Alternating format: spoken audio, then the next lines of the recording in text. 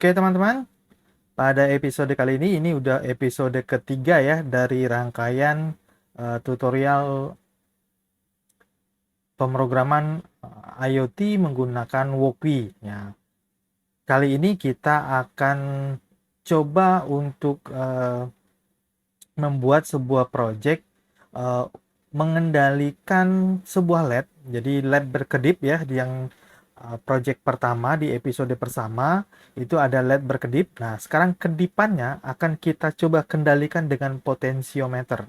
Jadi kalau pada episode 2 kita inputnya digital, sekarang kita akan coba input analog ya. Jadi sebuah potensiometer yang akan mengatur kecepatan blinknya LED ya.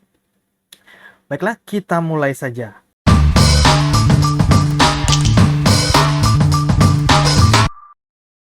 Langkah pertama adalah ya seperti biasa kita cari boardnya ESP32. Oke, baiklah. Ini ESP32-nya. Kemudian kita butuh sebuah potensiometer. Kita taruh potensiometer, kita ketik aja pot, nanti akan muncul potensiometer. Nah, potensiometer ini teman-teman ada 3 kaki, ground, signal, dan VCC ya, modul potensiometer ini. Nah, jadi yang VCC kita hubungkan dengan VCC. Ya, VCC, groundnya ke ground. Nah, untuk yang kaki signal kita akan pakai kaki yang ada di ESP32 yang berfungsi sebagai eh, ADC. Nah, kita akan lihat dulu referensinya. Nah, ini teman-teman ya. Beberapa kaki di ESP32 ini berfungsi sebagai ADC ya. Misalnya di GPIO 15 ini ADC ya. Ini ada ADC. Kemudian di sebelah kiri ini juga ada ADC ya, teman-teman. Jadi bebas ini mau pakai yang mana asal kakinya yang ada ADC-nya. Nah, misalnya di sini kita akan coba kita lihat yang mana kira-kira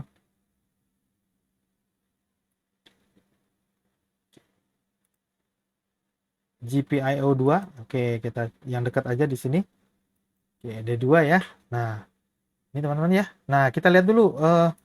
Kita coba bikin programnya. Bagaimana hasil pembacaan? Kira-kira kalau kita putar potensiometernya berapa sih yang terbaca gitu ya, teman-teman. Nah, kita masuk ke codingnya. Kita deklarasikan dulu pin. Misalnya ini saya kasih nama potensiometer pin. Ini ada di 2. Ya. Sini tadi GPIO 2. Oke, kemudian kita set pinnya, modenya adalah input ya. Pin mode out pin ini sama dengan input. Nah, oke. Nah, di sini kita cetak aja ke serial ya. Oke. Hasil pembacanya kita baca dulu. Misalnya saya buat sebuah variabel untuk nampung hasil pembacanya, port value misalnya. Nah, ini kita baca dari potensionya. Nah, kita pakai analog read ya teman-teman, karena ini modenya adalah mode analog. Kemudian kita akan tampilkan hasil pembacaannya di serial. Nah, ini kita tes dulu. Kira-kira munculnya angka berapa sih kalau kita geser-geser nanti teman. Kita lihat eksekusi. Oke, ini 0 ya. Coba kita geser. Oke, nah itu berubah ya angkanya teman-teman ya. Nah, jadi kalau maksimalnya itu ada di 4095. Oke, nah kita tahu angkanya adalah segitu. Karena nanti angka inilah yang akan jadi nilai delay ya. Oke, kita lanjut. Kita akan bikin dulu LED-nya. Ya, LED-nya nanti saya taruh di sebelah kiri deh. Ya, ini LED. Kemudian jangan lupa resistornya. Ini LED. Ground-nya dihubungkan dengan ground. Ya, kasih hitam. Kemudian resistornya bebas ya teman-teman, mau dipasang di pin berapa. Oke, ini saya deketin biar nanti ketika simulasi biar kelihatan semua di 27 deh, 27 ya. Nah, ini misalnya di 27, teman-teman boleh pakai pin berapa aja sih sebetulnya. Ini saya pakai di 27. Oke, seperti ini kita geser. Oke, nah Kita tambahin program untuk LED-nya ya. Kita bikin variabel dulu LED pin sama dengan 27 tadi ya. Kemudian kita set modenya menjadi output ya. Pin mode LED pinnya adalah output. Oke. Nah, kemudian seperti sebelumnya di episode pertama kita bikin program untuk blink ya, LED blink ya. Pertama kita digital write LED pin,